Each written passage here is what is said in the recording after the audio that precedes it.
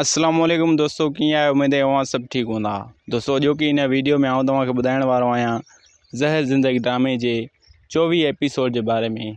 यकीनन अवां ॾिठो हूंदो त वॾेरे गफ़ार ख़ान जो जेको भाउ आहे नंढो रईस कमाल ख़ान, उन ई असद कुरैशी के बारे में जेका साज़िश कई हुई, उहा साज़िश उनकी कामयाब थींदी पई वञे वॾेरे कमाल ख़ान जी। दोस्तों मां तव्हांखे ॿुधाईंदो हलां त वॾेरो कमाल ख़ान हालार ख़ान के पिक्चर के सीन में फसाइण की कोशिश पियो करे ऐं हाणे असद कुरैशी जो जेको फ़ैसिलो थींदो वो 25 एपिसोड में थींदो ऐं यकीनन उन फ़ैसिले में असद कुरैशी के वॾेरो कमाल ख़ान ॾोही कराईंदो।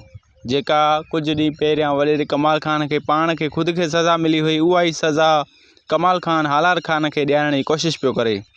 दोस्तों हाणे ॾिसंदासीं त वॾेरो कमाल ख़ान आखिरकार असद कुरैशी के खिलाफ़ चाहे छा थो।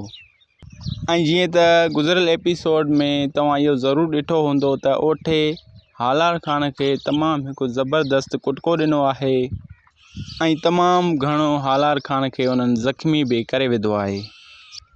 दोस्तों ही हुई अॼु जी वीडियो जेकॾहिं तव्हांखे पसंद आई हुजे त असांजी इन वीडियो के लाइक कंदा, कमेंट कंदा ऐं सब्सक्राइब करण विसारींदा। असांजे इन चैनल सिंधी शोबिज़ के सब्सक्राइब करे घंटीअ जे बटन ते क्लिक करे नोटिफिकेशन ऑल कंदा त जीअं अहिड़ा ई मज़ेदार वीडियोज़ तव्हांखे ॾिसण वटां मिलंदा रहनि।